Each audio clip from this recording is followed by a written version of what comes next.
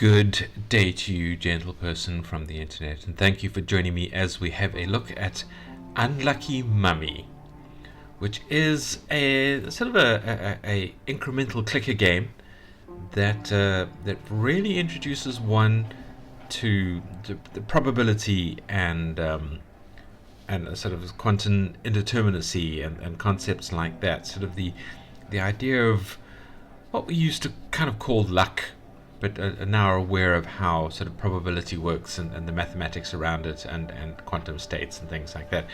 And that sounds very sort of impressive and hoity-toity. So it does it by sort of weaving together some lovely ancient Egyptian mythology and things like that. The basic idea is that we have in this tomb a mummy, and we are trying to get the mummy resurrected.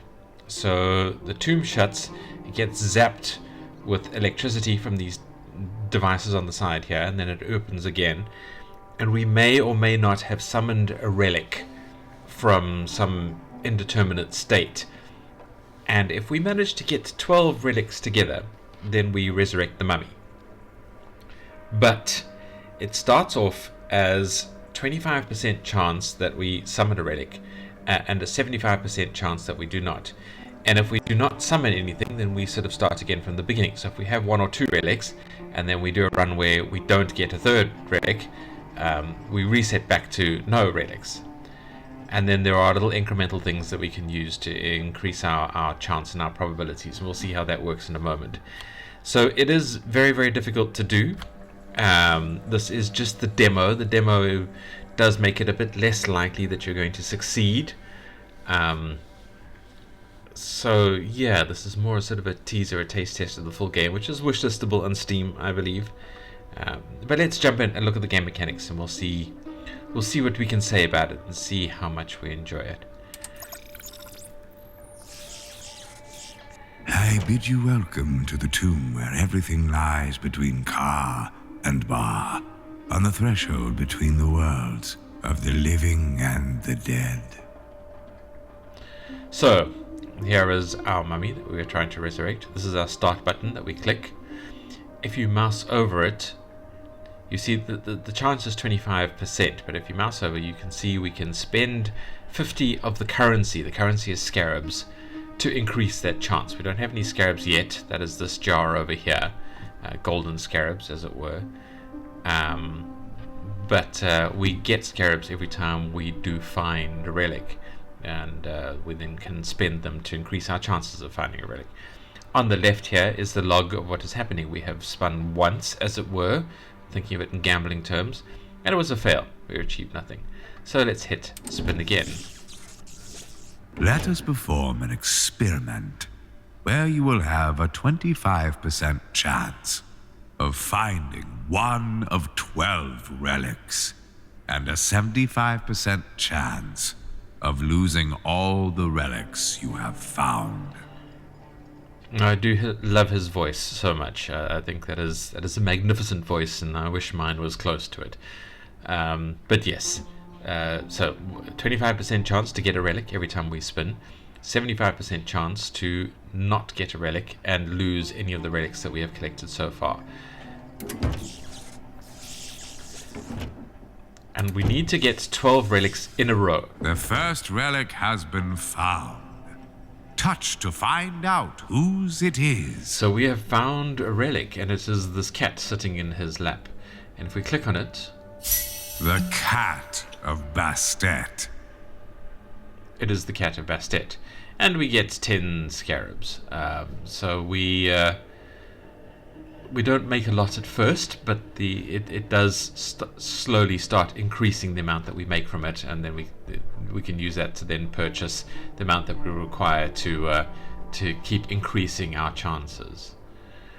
So what we can do here is we can purchase to make the close and open sequence a little bit faster, and we can also purchase an increase in the amount that we get from finding this relic again and again. Every time we find it, we get a reward, and we slowly increase the chance of the reward. And hopefully at that point you can sort of see where the gameplay flow is.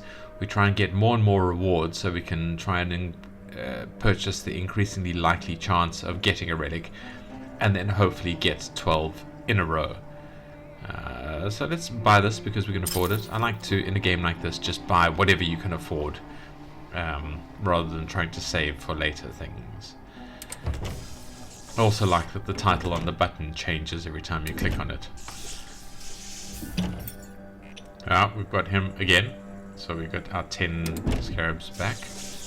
A new relic. Oh, we got a new one. So now we have 2 relics. The crown of Amun. Okay, and an interesting mechanic here is that if you have a relic, and then you find a second relic in the next sort of spin, as it were, you don't just get the amount for each of them, because you see he gave us 72, he gave us 10, which should have just been 82, but we got 101, so you get like an increased amount from the relics that you have already. So it kind of, there is a built-in multiplier, as I understand it. I think that's right. We had 10 because we found him. We spun again. We should have got another 36, so like doubled it. So we got like a doubled amount for both of them, and I think there is yet another sort of doubling thing if we get 3 relics kind of in a row like this, because these, and so on. There are sort of multipliers behind the scenes that make us get more money, but nevertheless it remains very difficult to get the end of the game, the end of the demo, as it were. Anyway, let us increase our chance, jump it to 30%. I think this is the one that should always focus on increasing, because this just is our core mechanism here. And we can also increase Bastet's value another 10 points. So let's spin again. Another one. And something that it did mention out is you only get new relics once you have all of the relics you've already discovered. So if I have 3 now, and if I then spin and get nothing, then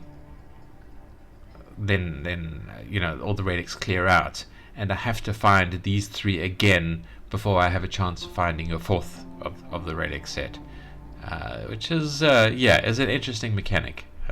I like it a lot. The Serpent of Seth. This is the Seth relic. And he does eventually tell you little bits and pieces about the relics and about the mythologies as you find them, as you discover them.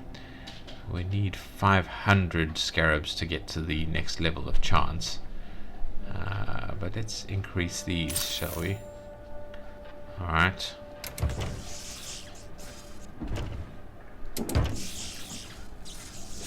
I do like how the words change here. Alright, so we found Bastet again. And nothing. Now, at some level, I suppose this people might think this could get frustrating, but I found the flow of things happening pretty good. I think if I did have a critique, I suppose let's talk about our first critique for it. If I did have one, is that there's not enough kind of meta stuff happening. The flow is still pretty good of events, of relics being found, of the chatter from the narrator and things like that. That, like a game like this is really all about triggering endorphin flows. Every time you find something, every time you succeed, you get a little bit of endorphin rush, and that's what attracts people to the game. Is that flow of endorphin. It's sort of incremental games, clicker games, all that kind of stuff. That is ultimately what they're about. And so, as a developer of a game like that, you kind of need to keep that endorphin flowing. Oh, that's nice.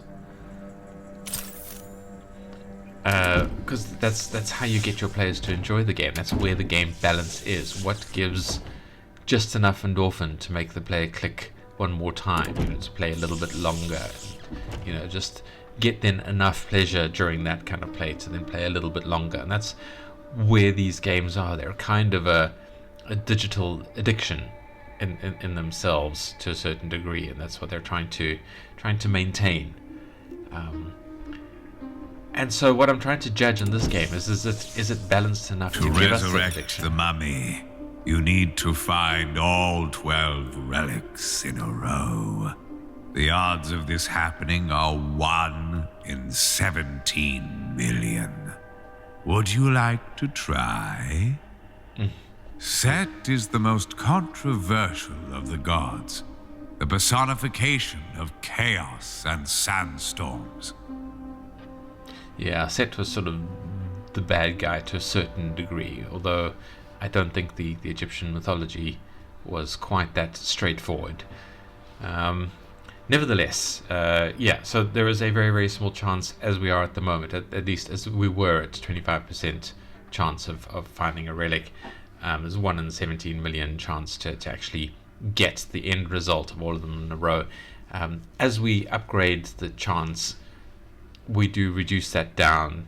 It still remains quite a high sort of chance requirement and a high number of tries to actually get to the end. And they did say that that's because this is the demo. They didn't want too many people ending it in the demo. The full game will have sort of multiple layers of gameplay and all of that kind of thing. So yes, I do recommend this as an experience. I do suggest coming to play.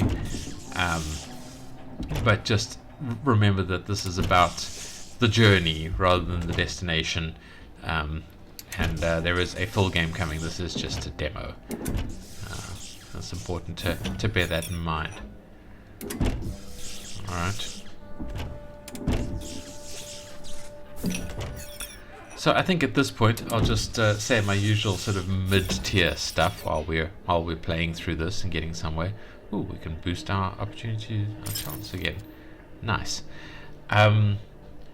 So I will say, don't forget to like or dislike if you like or dislike the video, not the game. If you like or dislike the game, go and tell the dev on itch.io.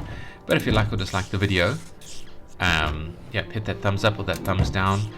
And I always say, please just leave a comment. Tell me what you liked. Tell me what you disliked. Tell me how things are going. You are unlucky and lucky at the same time. Touch to receive energy. Yeah, so these kind of ghost cats are just something that appears every so often. It counts as a loss in terms of we lose all the relics that we had summoned already, but it counts as a win as well, because if we click on the ghost cat, we get some scarabs. The amount that we get seems to depend on how much we have at the time, or what kind of number of relics we have or something. I don't know. We seem to get more for it further on, so it never becomes quite useless. Alright, so we've sped up the reveal a bit. We need to get 5,000 for our next chance increase. Yes, so leave comments. Please leave comments. I really do want to hear from you guys, is what I was saying before the ghost cat and the narrator interrupted us. And don't forget to hit the subscribe button if you want to see more indie games reviewed, plus some other stuff. You know, I'm trying to do other games as well. I'm trying to sort of start streaming at some point once I get the gear for it. So yeah, there's plenty more to come. But I mean, at this point in time, if you like indie games, hit the subscribe button and you'll get a little bit of a view and information on one every day. I try and do a video a day. Because I enjoy it, and this is fun. Golden scarabs are a gift of gratitude from the Egyptian gods for discovering artifacts. You may spend them to improve the mechanism and increase your chances of winning. Yeah, a game a day, because I like it. So, critiques then. So yeah, so if you are just here for the gameplay, well, I've shown the basic gameplay off. Thank you for watching. I hope to see you in the next video if you're heading out now. If, however, you would like to stick around while we talk about the game a bit, yeah, let's give this a bit of a go through as we click on things. Amun is the invisible creator god, the god of wind and air. That's the hat relic, hat headdress relic that we received. Amun. Anyway, have a look at the menu. I quite like the sort of equipment thing that is here. It is the idea of a you know, the sort of the ancient explorers investigating the tombs and you know, from the 30s and onwards, and you have this heavy equipment. I guess this is probably more like the 60s or something like that, 60s to 80s, where they're digging around in these ancient tombs and trying to bring back the mummies and so on. Yeah, and the real time as well. So we have quality of life settings, very, very nice. We have some credits, nice, called authors. We have the big reset button, and we have the wishlist now button in Steam. I do heartily recommend clicking that. Yeah, so excellent menu, quality of life stuff. Not a bad tutorial. I think the tutorial could be a little bit fleshed out more.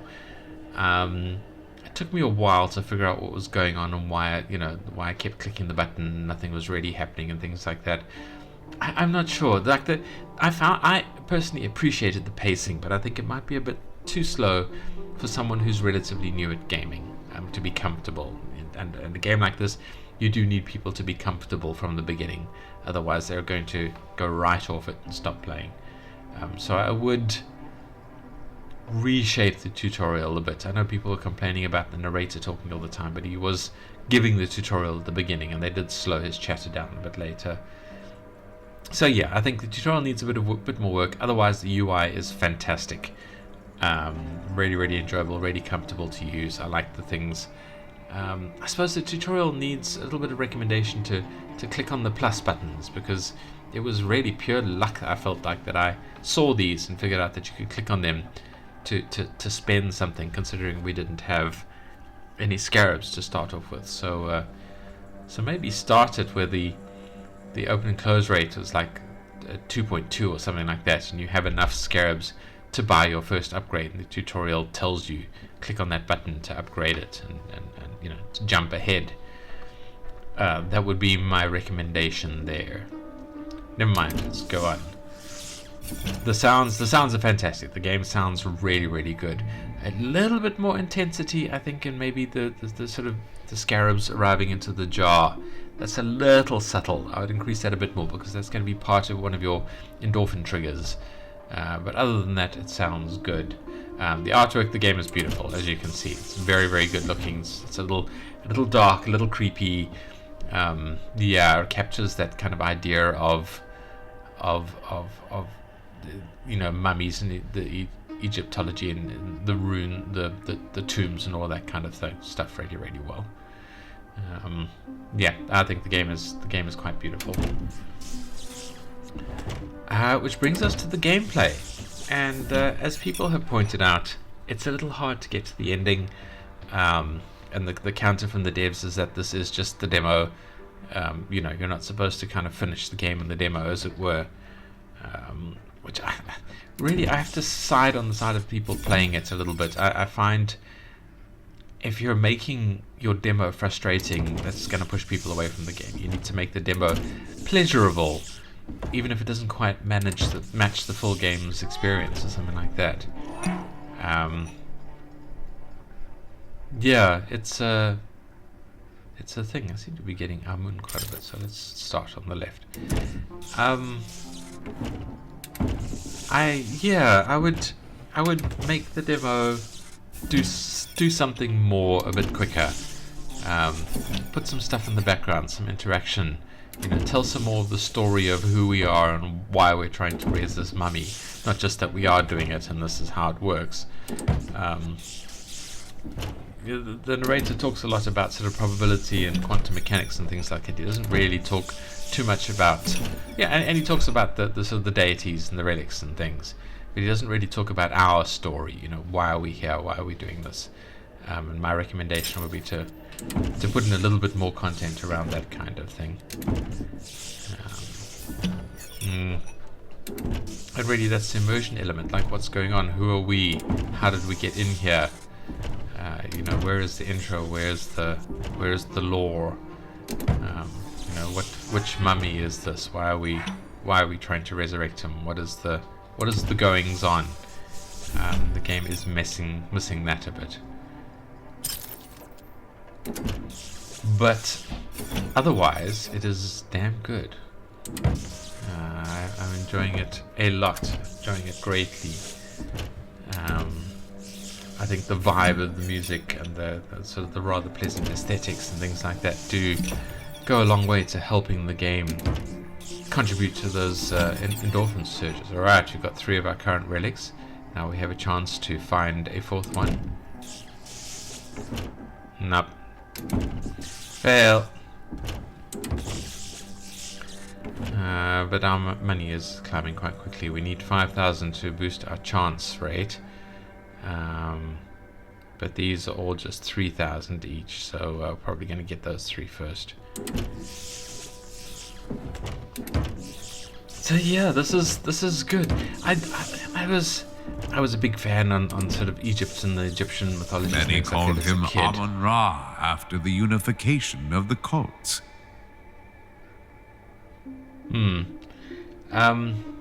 Yeah, as a kid, I loved Egyptian stuff. I kind of went off it for a bit. I'm a little bit more of a fan of medieval, and the sort of associated high fantasy in terms of literature and gaming and things like that, with magic and so on.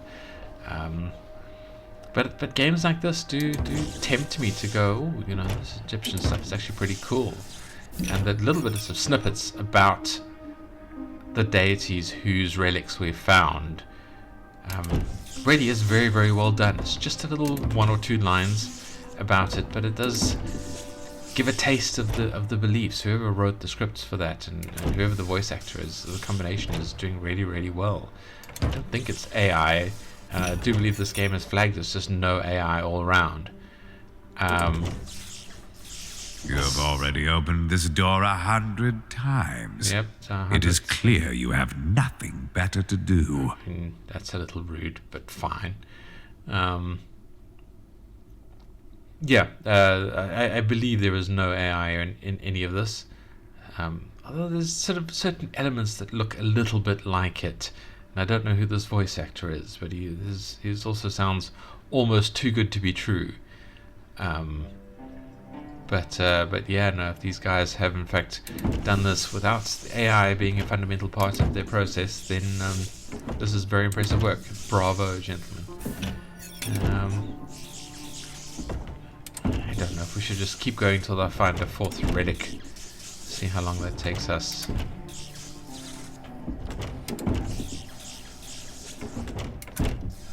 How much is this upgrade for? So 5,000.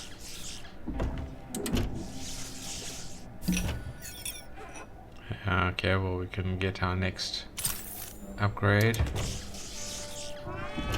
Oh, there's the cat.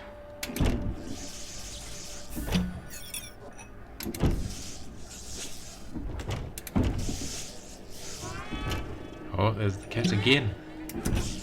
God damn it, kitty. Oh, there's Bastet. Oh, Bastet's cat. Or Bastet in cat form. I mean, who knows?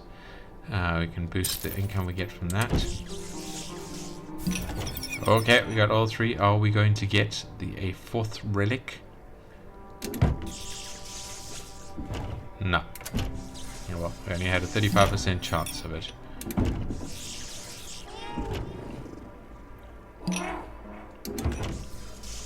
Oh.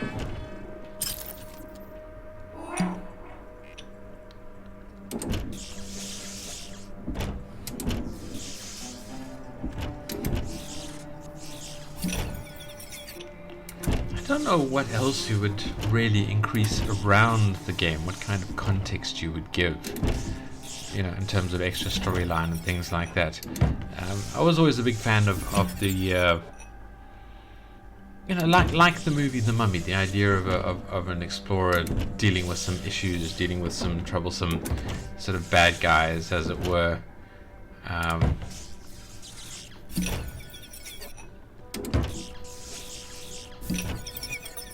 No, there's 2.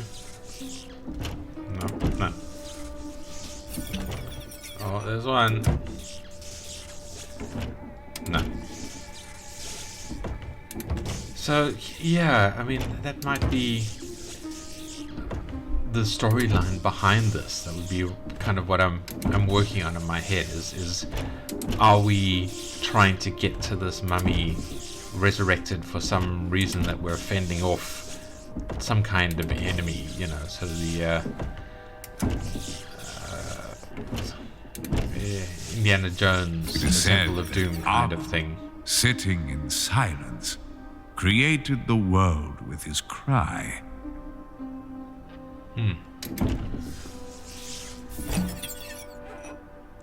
Oh, 5,000 can boost the chance.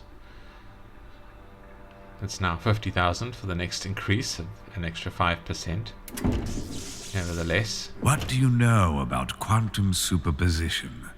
It describes particles which are in two states at a time. Likewise, the 12 artifacts are stuck in quantum uncertainty. They simultaneously exist and do not exist in your world.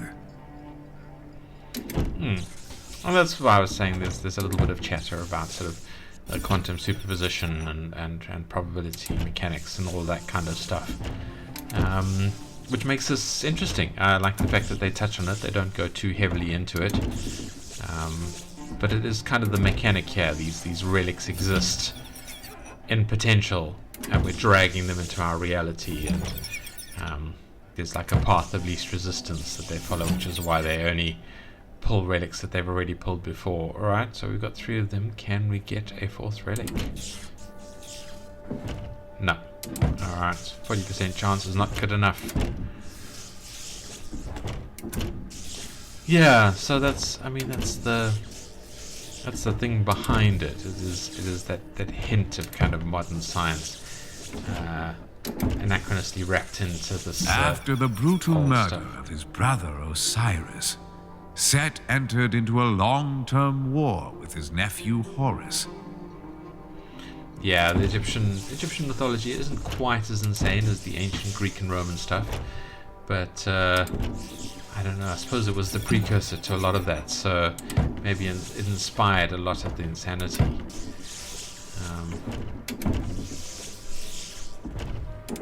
Hard to know.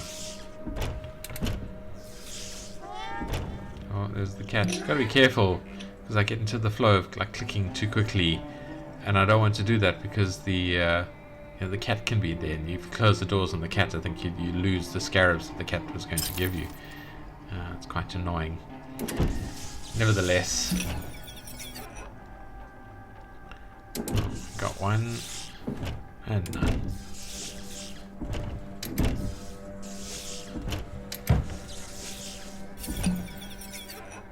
It'd be interesting to know how the mechanics, the dice rolls work behind the scenes. Like, is it a straight 40% chance of getting a relic, and then the ones that you've already got are prioritized, or does it then cancel out the relic that it was going to get you if the random thing selects one that you haven't gotten yet? Like, this doesn't really feel like a 40% chance, but that could just be the way sort of probability feels sometimes like it. But I feel like we should be getting one relic more often. I don't know. See, now that's gone. That's fine, because we're close to a 50% chance here. So it really does feel like sort of every second or so a spin should be getting us. But we've just done 3 in a row with nothing. 4 in a row, nothing. 5, 6. Yeah, it feels like there's another mechanic behind this somewhere. 7, that is preventing us from getting it at a lot more than just a 60% chance of not getting it. I think it rolls, tries to give us a relic, and then goes, oh, you've already, you haven't unlocked that one yet. No, maybe not. I don't know. It's weird. And I know, I've been working in previous careers, I've been working with this kind of probability stuff quite a bit. And I know it often feels like, the odds are stacked more against you than they are. But, Schrödinger would be pleased. This time you managed to find a living cat. Would he? I don't know. Did he like cats? I think he might have. Ghost cat. I think he's around 9,000 at the moment. Schrödinger explained superposition using a thought experiment with a cat. The cat is locked in a box with a radioactive device and some poison.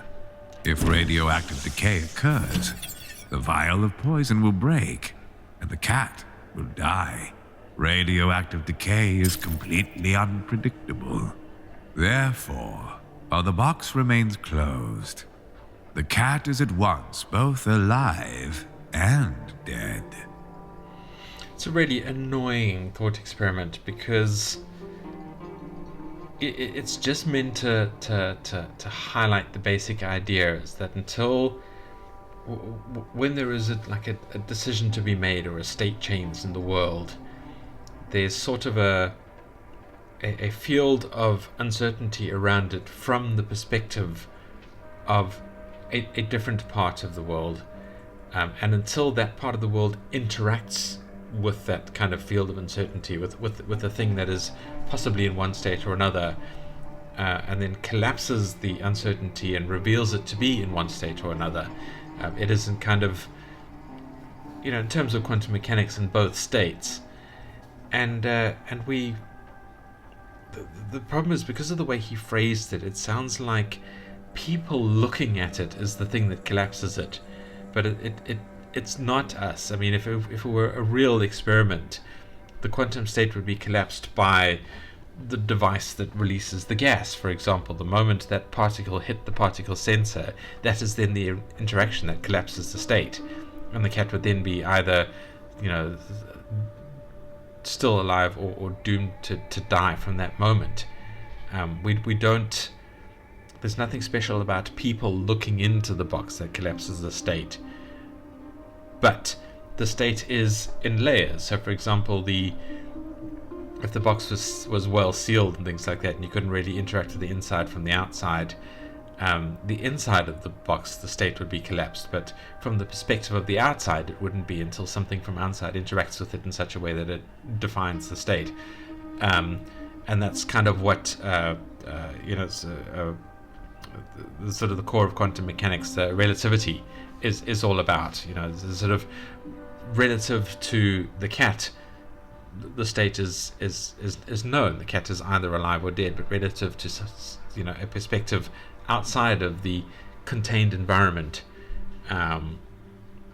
it's in both states. So it kind of illustrates that relativity is a mechanic here that needs to be taken into account. And the real world example of that is how the rest of the universe is in an indeterminate state from our sort of point of relativity, from our perspective, because it takes time for light to reach us and anything else to reach us from there, in any kind of radiation to reach us from these other stars and things like that. So we don't know what their state is. So they're in an indeterminate state, sort of mathematically speaking. That's sort of fundamental of physics, and how that then unwraps into the reality of physics and how things might work around it is interesting and very, very complex. And that's how you can have light having a single speed everywhere in the universe, and it's all fascinating how it ties together, and how the complete theory isn't yet understood, because we don't understand all of the mechanics, and there's dark energy and this and that and the other,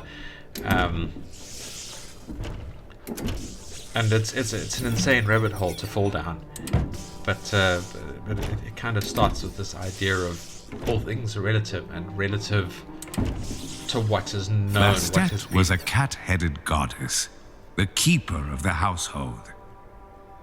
What has been interacted with in the other universe, and not the other universe, outside of your sphere of immediate interactions, and so on. Relativity messes with the mind, and it is nuts, and quantum mechanics just adds a whole new layer of complexity to it, and it is quite crazy. It is quite crazy the way it interacts with. But my original point was it was quite annoying that Schrodinger's thought experiment kind of gave too much influence to the person looking into the box and discovering the state of the cat. And obviously that was just the way his thought experiment was phrased, because he was describing this mechanism in a sort of a human understandable way. But too many people have interpreted that as there's something magical about a human looking at something and sort of collapsing into the state, which it isn't. We're just a collection of, you know, of chemical reactions bound together by you know, the bondings and skin, as it were. Cats were not only sacred to the Egyptians, but also indispensable. After all, they protected grain stores from rats and poisonous snakes. Cats are lovely. Anyway, we're not special in terms of quantum mechanics. We're not a unique thing that is separate from all of the other, you know, unique things that are already out there. We're not the magical things that controls quantum mechanics. We're just thinking bits of the universe that's trying to understand them. And yeah, it always bugs me that the description of Schrödinger's experiment is considered to be like a real thing where the human is the important mechanism there. Yeah, it's a pet peeve of mine, which is why I'm ranting on about it. Once the protector of Ra, and one of the most powerful of the gods, Set is the only one who can resist the serpent destroyer, Apophis. It reminds me, I don't really know that much about the Egyptian mythology. Are you going to get me to Fort? Damn it. How long have I been doing this for? 36 minutes. Alright, we're going to run it just for a few more times. And then I'm going to give up and I'm going to leave you guys to go and come and do this. Oh, come on, come on, come on. Oh, we got three. Can we get 4? No. We cannot. Alright, well.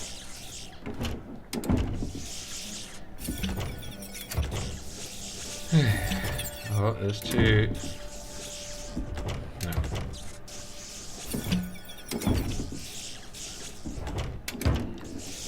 I'm not good enough at probability mathematics to work out what the possible chances of getting a 4th one after collecting 3.